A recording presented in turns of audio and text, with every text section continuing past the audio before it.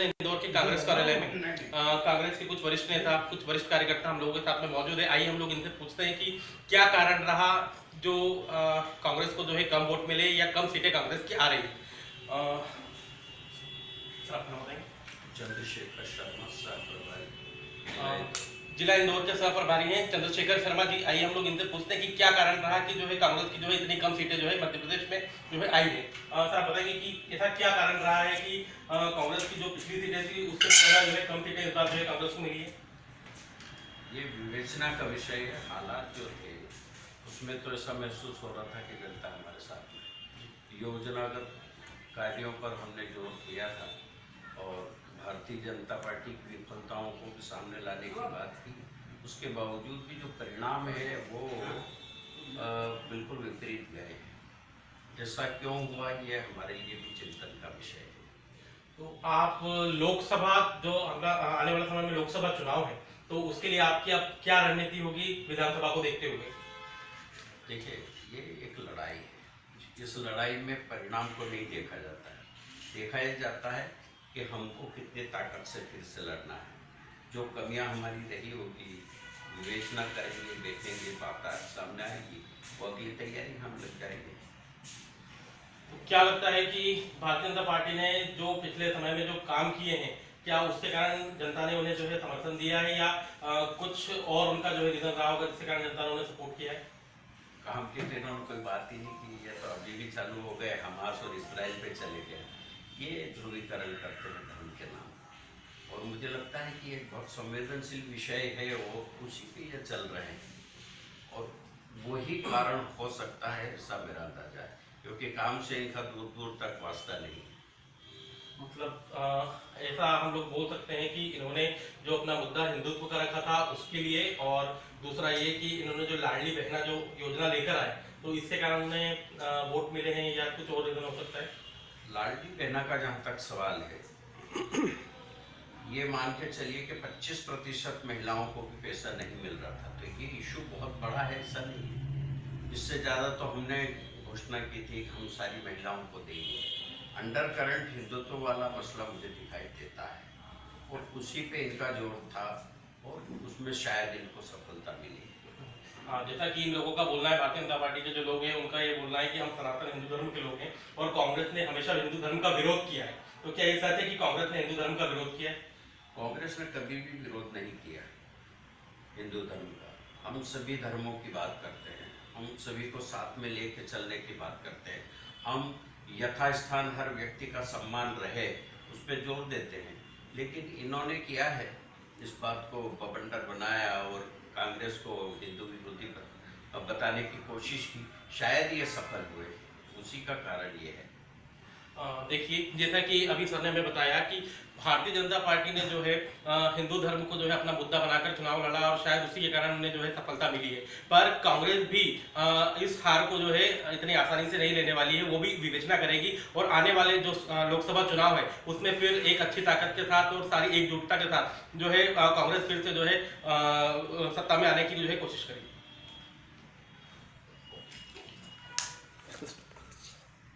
Sir आइए दोस्तों, अब कांग्रेस की महिला नेत्री जो है वरिष्ठ नेत्री हैं, अब हम इनसे भी मिलते हैं, इनसे भी बात करते हैं, इनसे भी सवाल करते हैं कि क्या कारण रहा कि कांग्रेस जो है मध्य प्रदेश में दोबारा अपनी सत्ता स्थापित नहीं करने पाई। अब क्या कारण रहा कि कांग्रेस जो है दोबारा, या जो पिछले चुनाव में जो कांग्रेस एक बार आई थी, फिर जो सिंधिया जी जब अपने इधर भारतीय जनता पार्टी में आ गए, कांग्रेस सरकार चली गई, तो अभी क्या रीजन रहा कि जो है कांग्रेस भारतीय जनता पार्टी मतलब कांग्रेस जो है वापस सत्ता में नहीं आ पाई।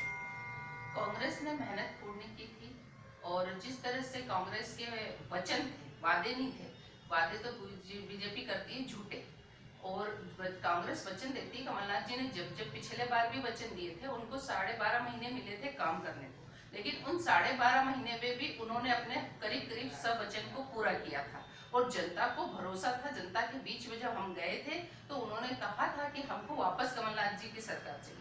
आज 1 रुपये यूनिट बिजली मिल रही थी और इस बार तो 100 यूनिट फ्री दे रहे थे, 200 यूनिट हाफ था।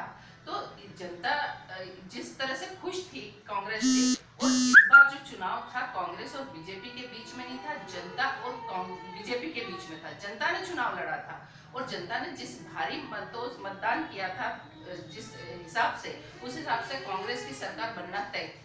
हाँ, कहीं न कहीं हमको आत्मावलोकन की बहुत सख्त जरूरत है कि ऐसा क्या कारण रहा जिससे इतना होने के बाद भी हम चुनाव हार करने की कगार पर आ गए हैं कि जिस तरह से नतीजे आ रहे हैं। अभी पूरे परिणाम नहीं आ रहे, लेकिन जो नतीजे को देख के आश्चर्यचकित है जनता भी और हम लोग भी कि ये नतीजे की तो ना जनता ने उम्मीद की थी ना हमने की थी। जिस तरह से ये लाडली बहना कह रहे हैं, मैं ये कहूंगी कि लाडली बहना का कोई फैक्टर नहीं काम किया।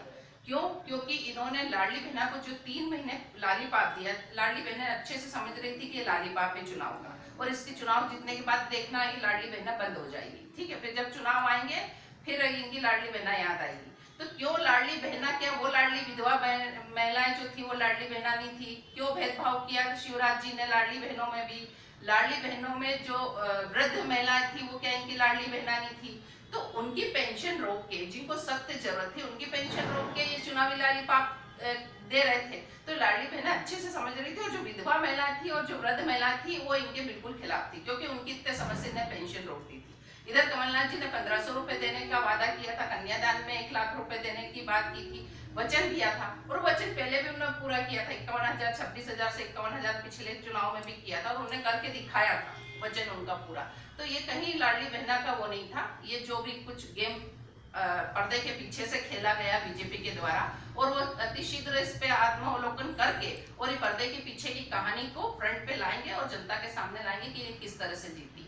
तो आपका ये बोल रहा है कि इस समय जो भारतीय जनता पार्टी चुनाव जीत रही है या जितनी सीटें उनके पास में आ रही है, तो इसमें कुछ ना कुछ गड़बड़ी है?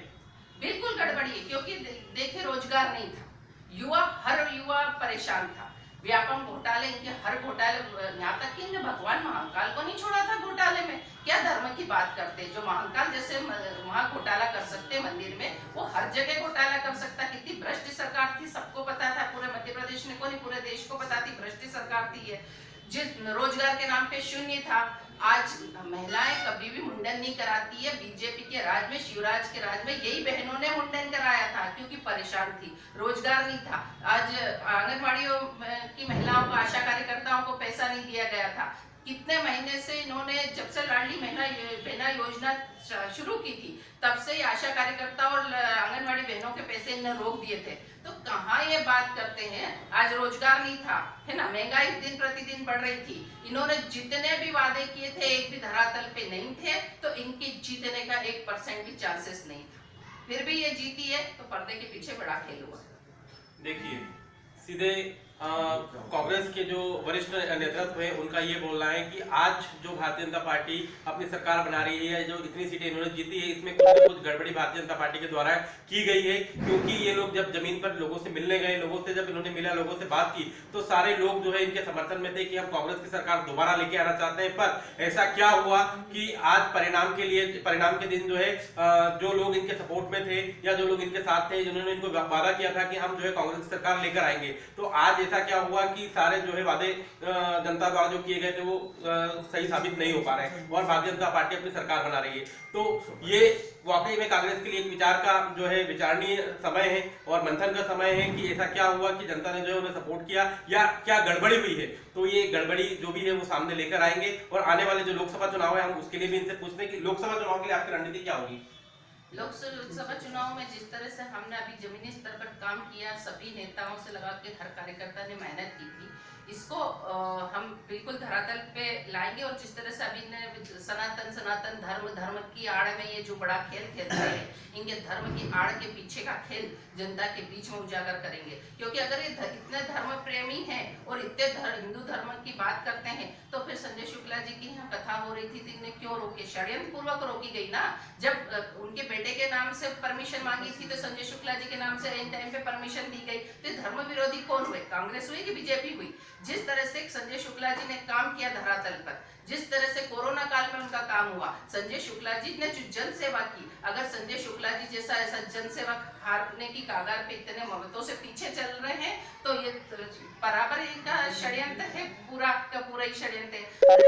अभी तक ये कहते हैं कि राम नाम से रोटी सेक रहे थे, तो कहते ना सीता माता रो रही बीजेपी के नाम से, सारा चंदा खा गए मेरे पति के नाम से। तो ये जिस तरह से अभी तक ये राम राम राम करके मंदिर बनाएंगे, अब 2024 तक ले गए, अब ये जनवरी में ही क्यों वहां पर वो कर रहे हैं? क्योंकि 24 में चुनाव आ रहे हैं। जब भी इनको अपनी कुर्सी घसकती नजर आती है तो इनको राम जी याद आ जाते हैं। और आप बीजेपी को देखिए, यही भेदभाव महिलाओं में कितना किया जाता है। राम और सीता को अलग करने वाले कौन? बीजेपी। ये कभी सिया राम बोलते हैं, सीता राम बोलते हैं, जय श्री राम। तो उनने भगवान को अलग कर दिया, माता सीता का महत्व नहीं समझा उन्हें, और माता सीता को नाम लेना उचित नहीं समझते ये लोग। तो कहाँ धर्म की बात करते हैं? ये धर्म विरोधी तो ये लोग हैं। कांग्रेस ने हमेशा सीताराम बोला। दोस्तों, इस समय हम लोग मौजूद हैं इंदौर के कांग्रेस कार्यालय में। कांग्रेस के कुछ वरिष्ठ नेता, कुछ वरिष्ठ कार्यकर्ता हम लोगों के साथ में मौजूद है। आइए हम लोग इनसे पूछते हैं कि क्या कारण रहा जो कांग्रेस को जो है कम वोट मिले या कम सीटें कांग्रेस की आ रही है। सर, अपना बताएंगे। चंद्रशेखर शर्मा सहप्रभारी जिला इंदौर के सह प्रभारी हैं चंद्रशेखर शर्मा जी। आइए हम लोग इनसे पूछते हैं कि क्या कारण रहा कि जो है कांग्रेस की जो है इतनी कम सीटें जो है मध्य प्रदेश में जो है आई है। सर, आप बताएंगे कि ऐसा क्या कारण रहा है कि कांग्रेस की जो पिछली सीटें थी उससे ज़्यादा जो है कम सीटें इस बार जो है कांग्रेस को मिली है। ये विवेचना का विषय है। हालात जो थे उसमें तो ऐसा महसूस हो रहा था कि जनता हमारे साथ में, योजनागत कार्यों पर हमने जोर दिया था और भारतीय जनता पार्टी की विफलताओं को भी सामने लाने की बात की। उसके बावजूद भी जो परिणाम है वो बिल्कुल विपरीत गए हैं। ऐसा क्यों हुआ, ये हमारे लिए भी चिंतन का विषय है। तो आप लोकसभा जो आने वाले समय में लोकसभा चुनाव है, तो उसके लिए आपकी अब क्या रणनीति होगी विधानसभा को देखते हुए? देखिए, ये एक लड़ाई है। इस लड़ाई में परिणाम को नहीं देखा जाता है, देखा यह जाता है कि हमको कितने ताकत से फिर से लड़ना है। जो कमियां हमारी रही होगी विवेचना करेंगे, देखेंगे, बात सामने आएगी, वो अगली तैयारी हम लग जाएंगे। तो क्या लगता है कि भारतीय जनता पार्टी ने जो पिछले समय में जो काम किए हैं, क्या उसके कारण जनता ने उन्हें जो है समर्थन दिया है या कुछ और उनका जो है रीजन रहा होगा जिसके कारण जनता ने उन्हें सपोर्ट किया है? काम के दिनों में कोई बात ही नहीं की, ये तो अभी भी चालू हो गए, हमास और इसराइल पे चले गए। ये ध्रुवीकरण करते हैं धर्म के नाम, और मुझे लगता है कि एक बहुत संवेदनशील विषय है, वो उसी पे ये चल रहे हैं और वही कारण हो सकता है, ऐसा मेरा अंदाजा है, क्योंकि काम से इनका दूर दूर तक वास्ता नहीं। मतलब ऐसा हम लोग बोल सकते हैं कि इन्होंने जो अपना मुद्दा हिंदुत्व का रखा था उसके लिए, और दूसरा ये कि इन्होंने जो लाडली बहना जो योजना लेकर आए तो इसके कारण उन्हें वोट मिले हैं, या कुछ और रीजन हो सकता है? लाडली बहना का जहाँ तक सवाल है, ये मान के चलिए कि 25% महिलाओं को भी पैसा नहीं मिल रहा था, तो ये इशू बहुत बड़ा है, ऐसा नहीं है। इससे ज़्यादा तो हमने घोषणा की थी कि हम सारी महिलाओं को देंगे। अंडर करंट हिंदुत्व वाला मसला मुझे दिखाई देता है और उसी पे इनका जोर था और उसमें शायद इनको सफलता मिली। हाँ, जैसा कि इन लोगों का बोलना है, भारतीय जनता पार्टी के जो लोग हैं उनका ये बोलना है कि हम सनातन हिंदू धर्म के लोग हैं और कांग्रेस ने हमेशा हिंदू धर्म का विरोध किया है। तो क्या ये सच है कि कांग्रेस ने हिंदू धर्म का विरोध किया है? कांग्रेस ने कभी भी विरोध नहीं किया हिंदू धर्म का। हम सभी धर्मों की बात करते हैं, हम सभी को साथ में लेके चलने की बात करते हैं, हम यथास्थान हर व्यक्ति का सम्मान रहे उस पर जोर देते हैं।